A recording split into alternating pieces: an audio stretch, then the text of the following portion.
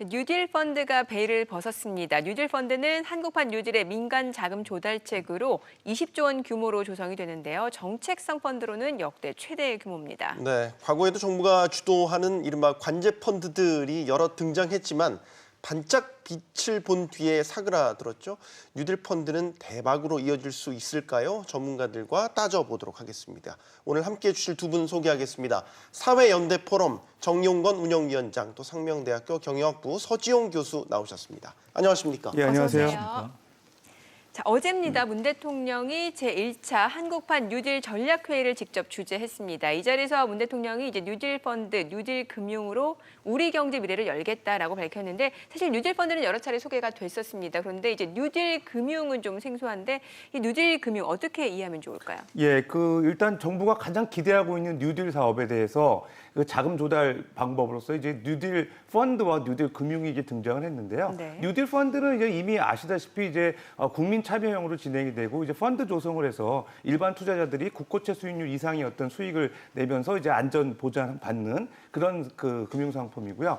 뉴딜 금융이라는 거는 이제 뉴딜 기업 관련 그 투자 사업이라든지 기업에다가 금융 지원하는 방식을 얘기하는데요. 내용을 잠깐 보게 되면 170조 정도를 5년 동안에 지원한다고 합니다. 네. 그러니까 100조는 이제 산업은행 중심으로 해서 정책금융을 통해서 100조가 이제 조달이 되고요. 네. 나머지 70조는 5대 금융지주사가 이제 조달을 해서 170조 규모로 이제 5년간 지원을 하는데요. 주요한 내용을 보게 되면 100조 원 중에 이제 정책금융에서 주로 이제 대출 프로그램이 많습니다. 그래서 올랜딩 대출이라 그래가지고 정책금융기관이 민간금융사한테 이제 그 자금을 지원하고 민간 은행들이 이제 판단해가지고 대출해주는 프로그램 네. 이게 한 1조 원 정도 돼가지고 그다음에 네. 이제 대출 프로그램은 한 69조.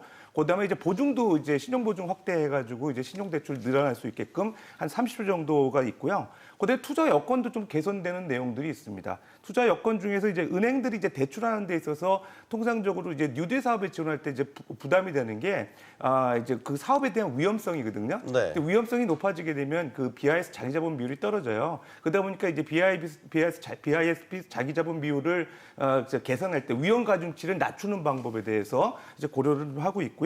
그다음에 종금사한테는 이제 신용 공유 한도를 늘려주겠다고 얘기를 하고 있습니다. 그다음에 또 뉴딜 인프라 PFC에 유동화증권 ABS 발행이 좀 원활히 될 수 있도록 그 신용보강 지원을 이제 보증 기관을 통해서 강화하는 방안들이 나오고 있는데요. 어쨌든 뉴딜 금융이라는 게 이제 뉴딜 관련된 사업 그 기업들한테 적극적으로 이제 금융 지원하는 방식에 대한 구체적인 내용이라고 볼 수 있을 것 같습니다. 네. 네, 혹시 더 첨언하실 내용 있으실까요? 예, 어저께 이제 대통령께서 뭐 15개 금융지주회사 그다음에 금융기관 대표들을 불러놓고 코로나 팬데믹 상황에서 실물이 대단히 어려우니까 조금 네. 여유가 있는 금융의 역할을 하자. 사실은 이 이야기가 이제 비상경제대책회의에서 이야기가 나왔던 내용입니다. 그러면서 이제 그것을 좀 진일보시켜가지고 한국판 뉴딜이 지난 7월에 나왔고 어저께 이제 그것을 지원할 수 있는 금융 시스템 그리고 국민이 참여할 수 있는 펀드와 관련된 그림들이 이제 쭉 나왔는데요. 시장에는 뭐 평가가 다양하게 나오고 있는데 일단 주식 시장은 비교적 좀 환영하는 분위기입니다. 네. 계속해서 이제 성장주들이 지금도 많이 올랐지만 이후에도 성장들이 계속 오름세를 탈 수 있고 또 그것과 관련해서 매수의 여력을 갖다가 펀드들이 확보할 수 있는 측면에서 주식 시장은 비교적 괜찮다고 볼 수 있을 것 같고요. 근데 이제 170조 정도 들어오는 거, 그다음에 당장에 20조 이제 정부가 정책금융 을 통해 가지고 3조, 그다음 정부가 직접 재정을 통해서 3조, 정책금융을 4조 이렇게 해서 당장에 20조는 이제 쉽게 뭐 펀딩이 될 것이라 이렇게 보고 있는데 이어지는 이제 뉴딜 인프라나 민간행 뉴딜 같은 경우는 어떻게 될지와 관련해서는 조금 더 추이를 지켜보고 있는 것이 시장의 판단인 것 같습니다. 네, 위원장님 네. 바로 여쭤보고 싶은 게 예. 구조적으로 보면은 시중에 넘쳐나는 유동성이 자꾸 부동산 시장 쪽으로 예. 쏠리게 되니까 그 자금을 조금 더 생산적인 예. 곳으로 투자하게끔 유도하겠다라는 예. 뭐 전체적인 배경을 갖고 있는 것 같은데 예. 중요한 건 이제 국민을 상대로도 투자를 받기 때문에 이 네네. 투자 매력이 있겠느냐라는 예. 게 가장 궁금한 점인 것 예. 같습니다. 말씀하신 대로 이제 어저께 대통령께서도 시장의 풍부한 유동성이 너무 부동산 쪽으로 가지 말고 좀 생산적인 곳으로 갔으면 좋겠다는 정부의 정책 의지가 어저께 밝혀졌고요. 근데 이것이 투자하는 것이 국민들이 이제 투자하는데 과연 투자할 만한 것인가? 또 이후에 수익은 어떻게 될 것인가, 또 손해 나면은 이거 국민 세금으로 막지 않나 이런 논쟁들이 많이 있는 것이 예. 현실이고요. 네. 근데 이제 뭐 저 20조 처음 출발하는 이 이제 정책 금융과 재정을 중심으로 한 이 이제 뉴딜 펀드는 비교적 뭐 안정적이면서 나름대로 뭐 중수익 정도를 보장하는 그런 것이라고 볼 수 있습니다. 처음에 이제 뭐 수익률 3% 정도는 보장하겠다고 이렇게 이야기했는데 그게 이제 자본시장법상 위반이거든요. 네. 그래서 이제 정부가 1.5% 정도의 수익은 충분히 보장되지 않겠냐. 그래서 이제 펀드의 성격상으로는 원금 보장 추구형, 원금 보장이 아니고 원금 보장 추구형으로 추구. 이렇게 돼 있는데 실제로 이제 대체적인 이 펀드를 만든 스킴이 위험한 부분에 대해서는 재정과 정책 금융이 역할을 하고 안정적인 부분에 대해서는 국민 참여로 바뀌었다 이렇게 하고 있기 때문에 제가 봐서는 비교적 은행에 뭐 적금이나 예금을 넣는 고객들 같은 경우에는 상당히 많이 참여할 수 있으리라. 지금 현재 유동성으로 봤을 때는 뭐 아시는 대로 시장의 유동성이 3,700조 이상 되고 뭐 대대적인 유동성이 계속 공급되고 있는 이런 구조이기 때문에 네. 은행에서 예금이나 적금이나 펀드를 하시는 분들의 투자 여력들은 상당히 많이 참여할 것이라고 보고 있습니다. 네네. 원금 보장을 할 수는 없지만 손해 보는 일은 없을 것이다. 이 모순 아닙니까? 두 가지가. 예, 그러니까 사실상 원금이 보장되는 형태의 그래서 이제 사실상이라는, 이제 네. 펀드를 만들겠다 그러는데요. 지금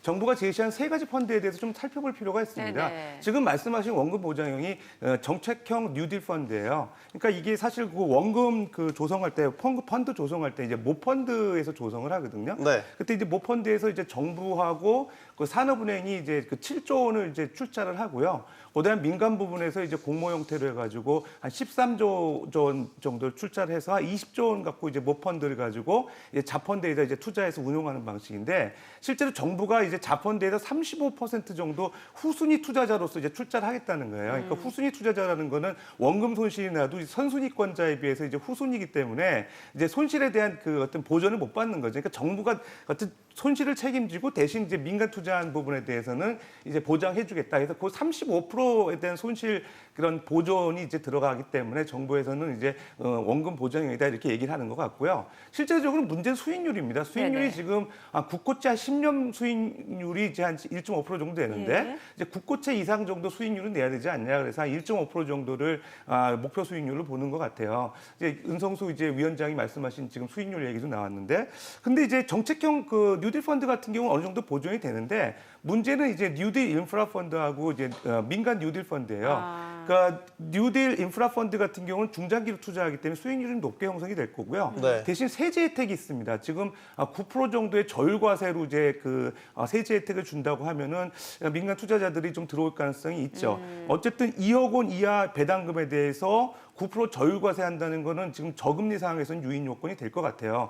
근데 다만 이제 그 민간 뉴딜 같은 경우는 조금 어려울 것 같습니다. 왜 그러냐면 이게 정부가 지정하는 뉴딜 사업이다 운영을 해야 되고요. 네. 그다음에 이게 그 프로젝트 발굴하는 게 사실 쉽지 않은데 어디에 투자하는지 모르고 이제 민간이 투자하는데 상당히 리스크가 크거든요.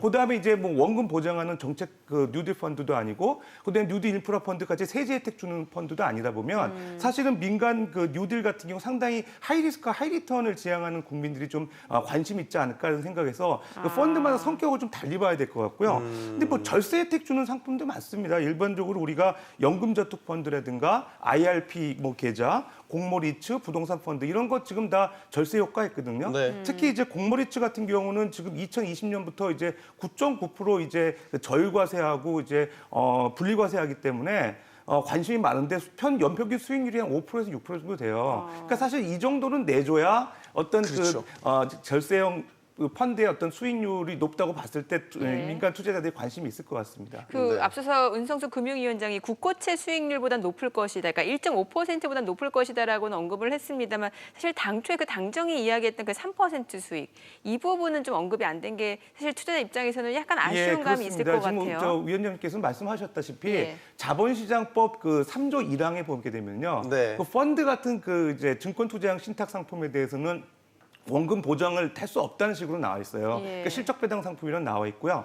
그다음에 57조 사항에 보게 되면 자본시장법 또 이런 그 판매하는 기관들이 원금 보정한다는 이제 광고를 못하게끔 법으로 규정이 돼 있거든요. 그러다 보니까 이제 3%를 갖고 정부가 운운하는 게 이제 실제로 자본시장법 위반이 아니냐 이런 얘기가 나오면서 후퇴가 된 거고요. 예. 그 현실적인 대안으로 이제 정부가 후순위 출자자로서 손실을 보전하는 범위 내에서 거의 이제 그 원금은 보장해주겠다 이런 쪽의 어떤 방향으로 튼 것 같습니다. 예, 어떻게 보시나요? 예. 실질적으로 이제 뭐 1.5%로 물러서기는 했지만 사실은 대체로 이 스킴들이 이제 뭐 프라이머리 CBO 만들 때의 스킴들이거든요. 그래서 위험한 부분들은 사실은 이제 GP, 뭐 기관 투자가들이나 연기금들이 맞고 실질적으로 일반 투자자들은 선순위 쪽으로 이렇게 가는 이 구조는 뭐 이미 다 만들어져 있는 구조들이기 때문에 정부가 재정으로 대단히 위험한 부분을 막고 그다음에 정책금융이 그 위에 막고 이러기 때문에 손실 날 가능성도 대단히 낮고 또 펀드를 만들 때 손실이 날 수도 있지만 사실은 손실이 눈에 보이는 그런 상품을 기초자산을 취급하지는 않지 않습니까? 예. 그런 측면이고 또 하나는 이제 정부 재정에서 벌어들이는 그 이연 부분에 대한 이익 부분에 대해서도 아마 제가 봐서는 쉐어할 가능성이 있다. 그래서 실질적으로 뭐 1.5 수익률에서 뭐 3% 정도까지는 충분히 나올 수 있을 것이라는 것이 시장의 생각들입니다. 그래서 비교적 이 20조 부분의 재정형 누딜은 뭐 비교적 꽤 괜찮게 판매가 될 것이고 지금 이제 판매 주의를 또 상품이 만드는 과정이나 구조를 봐야 되겠지만 괜찮을 것이라 이렇게 보고 있고요. 그다음에 이제 뉴딜 인프라 펀드 같은 경우에도 어저께 언성수 위원장이 발표하는 거 보니까 그건 누가 책임지고 할 것이냐는 그거는 뭐 정책금융이 주요한 역할을 해라 이렇게 나와 있더라고요. 그래서 기존의 시장에서 주요하게 정책금융기관들, 산업은행이나 기업은행이나 수출업은행이나 기술보정, 신용보정 이런 회사들이 주요하게 역할을 하면서 뉴딜과 관련된 또는 인프라와 관련된 투자하면서 위험한 부분들을 정책금융들이 아랫단을 책임지고 윗단은 일반 투자자들이 좀 중수익을 노리는 투자자들이 하는 부분인데 이 부분도 세제 혜택이 있기 때문에 초기에 만드는 상품들은 비교적 뭐 저는 나쁘지 않을 것이라고 보고 있고요. 네. 그다음에 이제 마지막에 이제 민간행 뉴딜 같은 경우는 어저께 언성수 위원장이 요즘 돈 많이 벌고 있는 증권회사들이 네. 책임지라 GP로 나서라 이렇게 어저께 이야기를 하더라고요. 네. 그래서 그런 측면에 봤을 때 뭐 그쪽 부분들은 비교적 시장의 IB 전문가들인 증권회사들이 역할을 하면서 만들어질 건데 이제 말이 170조지 이게 한국에만 유일하게 투자할 수 있도록 돼 있는 거 아닙니까? 네.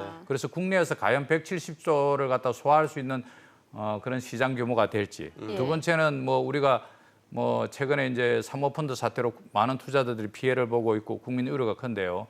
라임 사태나 이런 거 보듯이 초기에 들어갔던 상품들 비교적 우량자산이 들어갈 수 있습니다. 예. 그런데 네. 이제 뒤에 상품 찾기 힘들고 드라이브는 걸리고 이런 상황에서 상품 라인업 하는 과정에서의 불량 이런 기초자산들이 들어갈 우려 때문에 분명히. 이런 것과 관련된 것도 예의주시해야 될 부분이라고 보고 있습니다. 네, 예. 좋은 지적이신 것 같습니다. 계속해서 이제 원금 보장 얘기를 해보려고 하는데요. 뭐 은성수 위원장이 언급했던 국고채 뭐 1.5% 플러스 알파 뭐 이런 얘기를 했지만 또 현장 논란이 1.5%가 국고채 10년물이라는 건 또 얘기를 안 했어요. 그래가지고 이게 과연 그 현실적으로 1.5% 수익도 가능하겠냐라는 논란도 있었습니다. 또 하나 논란이 만약에 손실이 날 경우를 가정해 보면 결국 이 손실을 세금을 투입해서 막겠다라는 것 아니냐라는 논란이었는데, 그러니까 투자자의 손실을 납세자 전체가 떠안는 구조, 이게 온당하냐라는 논란이겠죠. 예, 그 지적이 지금 계속해서 나오고 있는데요. 예. 펀드 전체의 그림으로 봤을 때 손실 날 가능성을 부인하기는 어렵습니다. 네. 손실 날 가능성을 부인하기는 어려운데 펀드들 만드는 스킴들이 대체로 이익을 날 수 있는, 특히 이제 재정이나 정책 금융들이 손실을 갖다 예측되는 부분과 관련해서는 대단히 보수적입니다, 사실은. 네. 재정이나 정책 금융들은 뭐 민간금분처럼 업사이드 포텐셜을 노리면서 가감하게 그렇게 하지 않는 이런 구조이기 때문에 납세자들한테 피해가 갈 정도까지는 안 갈 것이라고 보는 것이 이제 대체적으로 시장의 평가라고 이렇게 볼 수 있거든요. 네. 근데 그것과 관련해서 손실이 뭐 만에 하나라도 손실이 나면 그것과 관련해서는 뭐 재정이 한 일이니까. 근데 이제 좀 뭐 시장의 선순환적인 측면에 봤을 때는 뉴딜과 관련된 새로운 생태계를 만들고 그 생태계 과정에서 새로운 일자리도 만들어지고 이런 과정에서 정부가 그리고 이제 정책금융이 마중물을 한다는 측면에서 좀 선순환적인 측면에서 역할로 조금 더 봐줘야 되는 측면인 것 같습니다. 지금은 초기 단계이기 때문에. 네네. 그래서 교수님 나온 말이 이제 정부 출자금을 후순위로 둔다라는 건 아니겠습니까?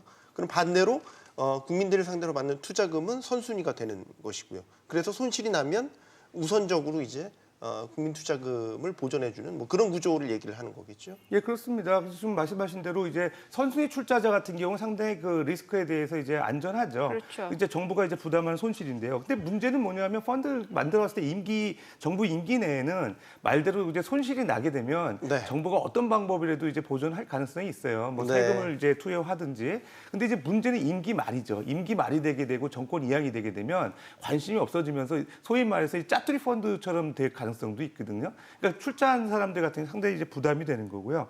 특히 이제 뭐 과거 이제 소위 말해서 관제 펀드라고 했는 그런 정부가 주도했던 펀드 어떤 흑역사들이 많잖아요. 그렇죠. 그래서 이제 이명박 정부 때 녹색 펀드, 친환경 그 기업에 투자하는 녹색 펀드 같은 경우 네. 2009년도만 하더라도 모집 그 설정할 때 한 3조 3천억 정도가 이제 투자자들이 몰렸다가 나중에 이제 임기 말 끝난 다음에 대부분 다 빠져나가고 한 10억 원 정도밖에 안 되는 짜투리 펀드가 됐거든요. 네. 그다음에 뭐 박근혜 정부 때 어떤 통일 펀드라든가 이런 것도 마찬가지고요.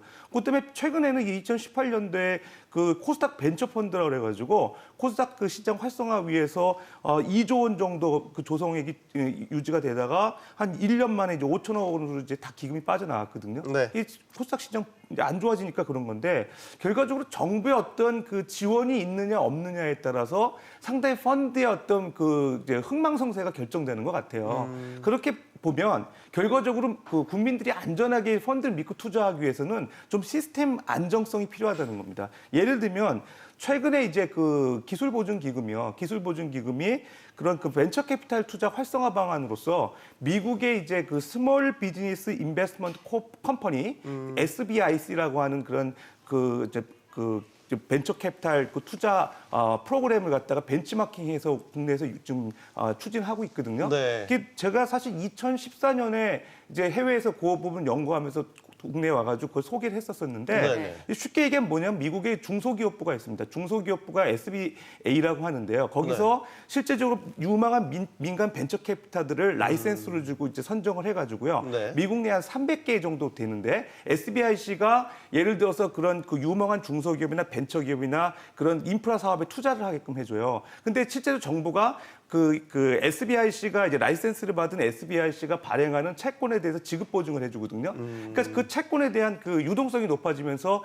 그 어떤 리스크를 상당히 줄여주는 역할을 합니다. 그러니까 결국 무슨 얘기냐면 정부가 주도해가지고 어떤 공적 자금을 넣어가지고 그 펀드를 주도하는 그런 보다 민간 캐피탈, 벤처 캐피탈로 하여금 그것도 유망 기업을 선정하게 하고 자율성을 부여할 때 훨씬 그 시스템으로 안정이 유지되고 수익률도 높게 나오는 그런 계기라는 거예요. 그래서 그런 측면에서 지금 기보가 그런 걸 좀 추진하고 있는데 정부가 조금 이런 지금 모태 펀드 같은 경우도 그냥 그 벤처 캐피탈 회사가 운영만 하는 형태거든요. 네. 그러니까 민간 어떤 벤처 캐피탈의 자율성이 상당히 저해되니까 수익성도 낮고 그다음에 정권 바뀌면 동력도 떨어지고 이런 부분들을 정부가 조금 미국의 SBIC 사례를 벤치마킹해가지고 한번 좀 도입하면 어떤가 생각도 듭니다. 그 차이점은 정부가 전면에 나서느냐, 후방에서 서포트를 하느냐. 지금은 그 차이군요. 정책 자금은 어쨌든 그 모태 펀드 모펀드에다가 이제 출자를 하잖아요. 정부 직접 자금이 출자가 되잖아요. 네. 일단 미국 SBIC 같은 경우는 SBA가 이제 그 SBIC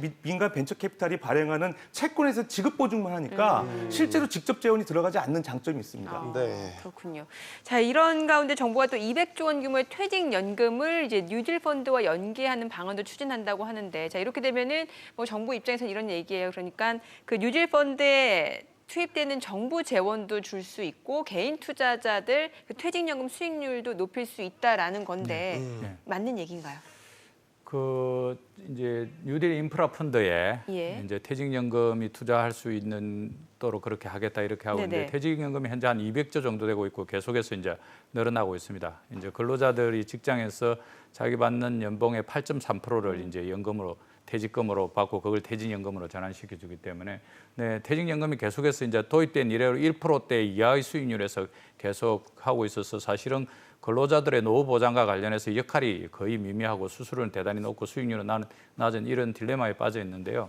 그 과정에서 이제 뉴딜 인프라 펀드의 자금을 조성하는 과정에서 정책금융으로서 아랫단을 맡고 윗부분에 좀 퇴직연금도 좀 참여할 수 있지 않겠냐. 특히나 그 이제 9%의 절세 혜택까지 두고 있는 이런 구조이기 때문에 뭐 상품을 공급을 다양하게 하는 측면에서 퇴직연금의 참여는 뭐 좀 충분히 고려해 볼 만하다고 이렇게 판단되고 있습니다. 그리고 이제 실제로 이제 뭐 이의 착상은 미국 같은 데는 대체로 이제 퇴직연금이 401K라는 방식으로 해서 미국 근로자들이 거의 이제 뭐 주식형으로 투자를 합니다. 그래서 네. 트럼프 정부 들어오자 1년 만에 거의 401K가 뭐 더블 가까이 났었는데 또 최근에 들어서 뭐 주식장이 다시 되살아나가지고 거의 뭐 상당 부분 근로자들이 아주 행복하게 생각할 정도로 401K가 성공적인 그런 측면에서 네네. 가고 있는데 과연 우리 뭐 주식시장이라든지 이런 부분에서 사실은 DC형의 역할들이 뭐 대단히 미미한 이런 구조 속에서 이제 뉴딜 인프라 펀드에 퇴직연금이 참여하면은 과연 이제 뭐 제대로 된 수익을 낼까 이런 부분인데 결국은 그것이 이제 기업이 얼마나 성장할 것인지 또 한편으로 이 펀드가 벤처 기업이라든지 또는 영세 이런 엔젤 같은 이런 투자를 통해 가지고 정말 생태계를 살려낼 수 있을지 이것과 관련해서 이제 정부의 역할은 마중물이고 대단히 낮다고 봐야 되고 민간 지역 금융이 어떤 역할을 할지 또는 사실은 이제 기업에서 얼마나 기업가들이 창의를 가지고 혁신을 해 나가는지 이것들이 다 승부의 여러 가지 뭐 주요한 요소들이라고 이렇게 보고 있습니다. 네. 네. 교수님께서는 어떻게 보세요? 예, 퇴직연금 시장이 작년 한 220조 정도 된다고 예. 합니다. 그러니까 실제로 그 중에서 한 70% 정도가 이제 확정급여형이에요. DB형이라고 보통 하죠. 네. 근데 이제 실제적으로 이제 퇴직급여가 확정되는 DB형보다는 DC형이 사실 30%밖에 안 돼가지고 활성화가 안 되고 있는데 이거는 이제 이제 실질적으로 이제 직장인 개인이 직접 운영해가지고 퇴직금이 그 수익률에 따라서 결정되는 그런 상품이에요. 근데 이게 그동안에 이제 너무 이제 수익률이 낮았다는 거죠. 3년 평균 한 1.7%밖에 안 되다 보니까 네. 오히려 이제 투자자들도 불만이고 그러니까 이쪽 퇴직연금 재원을 활용해가지고 뉴딜 사업에 투자하자 이런 게서 나온 배경이거든요. 근데 이제 문제는 뭐냐면 그 뉴딜 인프라 펀드 같은 경우 투자할 경우에 이게 중장기적으로 투자가 되고요. 통상적으로 이제 폐쇄형으로 진행이 됩니다. 폐쇄형이라는 거는 이제 환매가 안 되거든요. 예. 그러면 실제적으로 이제 그 퇴직자가 이제 만약에 퇴직 시점이 돼가지고 그 환매를 해서 그 퇴직금을 받아야 될 때 지급을 못하는 이런 리스크가 있죠. 그래요. 그런 문제가 있고요. 그 다음에 이제 또 사실 문제가 되는 게 그러니까 뉴딜 인프라 펀드 같은 경우 퇴직연금 활용하기 좀 어렵고요. 그 대신에 이제 민간 뉴딜 같은 경우는 3년 정도로 짧게 해가지고 이런 개방형 형태로 운영하면 가능할 것 같습니다. 그러니까 수익률이 높은 게 이제 관건일 것 같고요. 그 다음에 이제 사실 한 가지 또 선행 조건도 있어요. DC형으로 운영하기 위해서는 실제로 이제 퇴직연금 운영하는 데 있어서 원금이 이제 보장되는 어떤 조건이 하나 정도 포함이 돼야 된다는 그런 규정이 있는데 실제로 근로자 퇴직급여 보장법 시행령에 보게 되면 그 내용이 있어요. 왜냐하면 퇴직자의 퇴직급여를 보호하기 위해서. 그런데 이제 실제적으로 뉴딜 사업에 투자하게 되면은 원리금 보장이 사실 불확실하잖아요. 그러다 보니까 정부가 논의하는 거는 실제로 민자 사업에 대한 그 선순위 대출도 이제 어떻게 보면 그 항목에 들어갈 수 있게끔 네. 지금 고려를 하고 있는 상황입니다. 그러니까 그게 내용이 들어갈 때 DC형 같은 경우 퇴직연금 활용해서 뉴딜 사업에 이제 운영할 수 있는 아주 근거가 마련될 것 같습니다. 네. 네. 어쨌든 펀드기 때문에 수익이 나야 되는 거고 수익이 나는 것의 가장 중요한 관건은 그 펀드가 어디에 투자를 하느냐 그렇죠. 이런 예. 것들이 중요한데 정부가 이제 밝힌 투자처를 따져보면 데이터 센터, 뭐 수소 충전소 같은 이런 재생에너지 발전단지 이런 것들을 제시했거든요. 의문이 드는 거는 이게 아주 세밀한 분석이 뒤따른 결과인 건지 아니면 일단 방향성을 제시를 한 건지 그런 부분이 좀 의문이 듭니다. 그렇습니다. 이제 정부가 제출된 거는 지난 7월 15일 날 발표한 이제 한국판 뉴딜 그 그림 속에서 10대 과제. 그래서 이제 디지털 뉴딜과 그린 뉴딜로 간다. 이 두 가지 안에서 각각 4가지의 영역들이 정해져 있었습니다. 그래서 이제 뭐 5G, AI 또는 뭐 데이터, 뭐 인터넷, 뭐 네. 전기차, 수소차 등 그린 뉴딜과 관련된 이런 내용들을 중심으로 이제 큰 그림은 나와져 있습니다. 네. 근데 구체적으로 어떤 기업에 투자할지, 어떤 기업의 미래성이 확보될 것인가 관련된 부분들은 이제 미지수인 것이고요. 사실은 이제 그런 부분과 관련해서는 시장이 판단해야 되고 그것을 이제 자펀드를 갖다 만드는 각계의 주체들이 어떤 그 스킴으로 또 어떤 기업을 투자할 것인지와 관련된 이런 것들을 해야 되기 때문에 지금 현재로서는 아직 나와 있는 게 있을 수 없는 그런 상황인데요. 사실은 이제 우려 반 걱정 반 이렇게 돼 있는 거죠. 증권거래소에서 이제 그린 뉴딜과 관련된 지수도 개발해가지고 어저께 이제 BBIG라 해가지고 배터리, 바이오, 인터넷, 게임 이 4가지 지수를 이제 뭐 5종을 갖다가 어저께 오후에 발표를 했는데 네. 이쪽 방향으로 가겠다는 방향성과 관련된 부분은 서 있지만 어떤 기업이 될지 또 어떤 기업이 정말 혁신을 해서 잘할지 또는 어떤 기업이 소멸될지 모르는 이런 구조이기 때문에 예. 대단히 뭐 어렵고 여전히 미답의 지형이 훨씬 더 많은데 이걸 이제 어떻게 민간 검증에서 짜야 될 것인가가 관련된 부분이 고민인데요. 초기 이게 이제 투자자 입장에서 보면 초기 단계 대표적인 자산 운용사들이 만든 대표적인 상품과 관련해서는 뭐 저는 충분히 안정적으로 가리라고 보고 있습니다. 초기에 대체적인 시장의 상품들이 그랬는데 이제 그 이후에가 이제 훨씬들이 걱정이고 지금 현재의 뭐 시장의 불이나 한국 기업들의 상당히 성장성 뭐 전기차 관련된 배터리 업체들이라든지 바이오 업체들이라든지 이런 부분의 성장성과 관련되는 오히려 저는 뭐 상당히 높은 점수를 좀 주고 볼 수도 있다 이런 판단을 가지고 있습니다. 네, 교수님. 예, 뭐 정부가 일단 투자 그 업종만 이제 얘기를 한 거죠. 그러니까 예. 예를 들어서 지금 말씀하신 비빅이라 그래가지고 유망 그 업종에 대해서만 얘기를 했는데 실제로 업종 중에서는 아마 그러면은 대표 이제 그 기업들이 될 것 같습니다. 그러니까 네. 상당히 초창기에는 이제 안정성을 지향할 것 같고요. 그런데 이제 정부가 그런 그 구체적인 가이드라인이 나오지 않은 상황에서 이제 투자자들이 유치하는데 좀 한계가 있을 것 같고요. 대체적으로 민간 자산운용사 같은 경우는 기업도 처음에 이제 IR 활동할 때 이제 발표를 하거든요. 그러니까 사실 그런 측면에서는 조금 디테일한 부분이 약했다고 생각이 되고요. 어쨌든 정부가 이제 모든 걸 다 아는 것보다는 흥행몰이를 하고 그다음에 민간 그 자산운용사라든지 벤처캐피탈 회사들이 들어와가지고 예. 좀 그 아주 디테일한 스킴들을 제공하는 그런 그 상품으로 이제 발전이 돼야 네. 일반 투자자들이 더 많은 이제 그 이제 투자금이 들어오지 않을까 하는 생각도 듭니다. 네. 자, 그리고 또 하나가 바로 이제 5대 금융지주가 향후 5년 동안 약 70조 원의 자금을 투입하게 되는데 사실 그 이전에 코로나 금융 지원에도 금융사 쪽에서는 100조 원을 투입을 한 적이 있기 때문에 금융사 입장에서 좀 부담스러울 수도 있을 것 같다는 생각이 들어요. 그렇습니다. 이제 예. 금융기관들 신한부터 해가지고 신한 28조 뭐 나머지 이제 뭐 KB나 하나나 우리금융이나 농협금융 등등이 10조 규모 정도로 해가지고 70조 플러스 알파 정도로 이렇게 한다고 예. 이제 제출을 했는데요.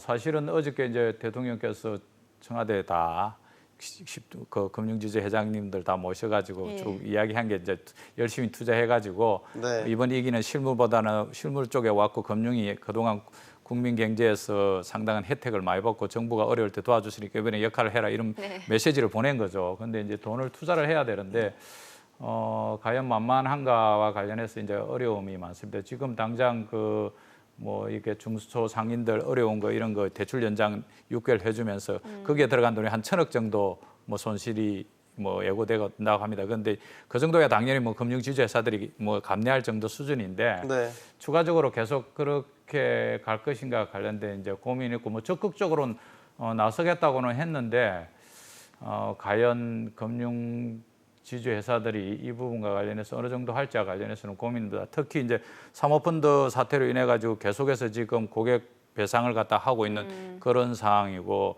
그래서 다행히 뭐 자본시장이 활성화돼서 증권시장이 상반기 뭐 사상 최대의 수익을 내고 이래서 조금 뭐 지주회사들의 구조 속에서 증권업 쪽은 좀 더 훨씬 더 순이익이 나고 이런 구조 속에서 좀 나아지지만 과연 이게 잘 될까 관련해서 고민이고 이제 어저께 주식시장이 그걸 명백히 보여줬다고 생각하는데요. 예. 지수가 어저께 많이 올랐는데 투자한다고 하는 바이오라든지 뭐 수소, 전기차, 풍력 뭐 이런 관련 주식들은 많이 올랐는데 어저께 금융업이 전부 약세였거든요. 맞아요. 그래서 금융주가. 실제로 이제 금융지수회사 회장들은 여러 가지 이유로 가서 즐거워했을지 모르겠지만 금융업의 주주들, 네. 투자자들 입장에서는 저게 지금 걱정되는 일이지 않겠나 이런 고민이 있는 것 같습니다. 네, 네. 교수님께서는 어떻게 예, 보세요? 그 일단 정부가 그 명목상으로는 협조라고 했습니다. 5대 금융사들에 대해서 좀 그 출자를 이제 협조한다고 얘기는 했는데 사실상 그 협조보다는 좀 반강제적인 경향이 있죠. 아무래도 감독 속된 규제를 말로 팔 받고요. 비춘다고 네, 하죠. 규제를 받고 네. 있고. 근데 또 이제 실제로 이제 최근에 이제 기한기금이라든지 뭐 증한기금 그다음에 또 이제 이런 그 대출에 대해서 원리금 그 연장이라든지 이자 그 유예 조치들을 통해서 사실 금융사들이 상당히 지금 부담이 되고 있는 상황이거든요.